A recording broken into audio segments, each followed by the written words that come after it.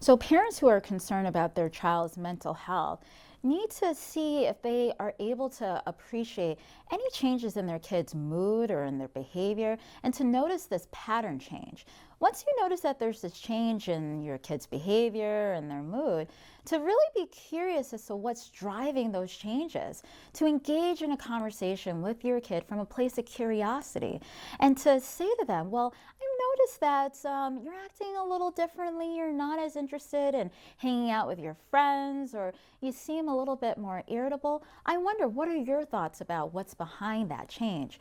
Rather than coming from a place of making assumptions about what's going on with your kid, engaging in these open conversations with your child about their inner world can give you a better understanding as to ways in which you can help and support them. So listen to them. Look for subtle changes in their behavior and be curious about what might be driving that.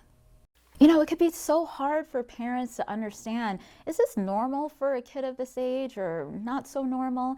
And so I talk about a concept in my book referred to as a distress radius.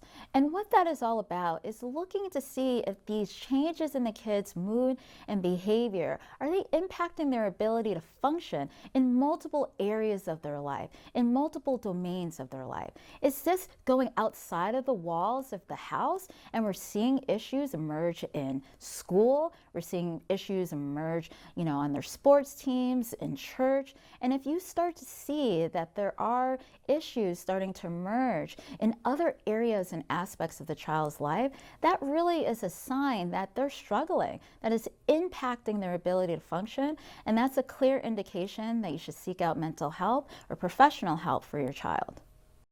I wrote this book because I'm a mother of two young girls, and I understand how challenging it is to support the emotional development of young people.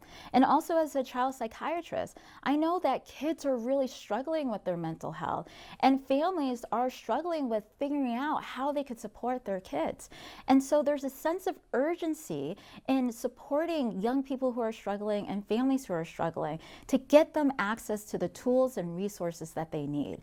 And so I wrote this book as a comprehensive guide for all adults who have a kid in their life who might be struggling with a mental health challenge. They can reach out to this book to understand, is this typical behavior for my kid? How do I talk to my kid about mental health?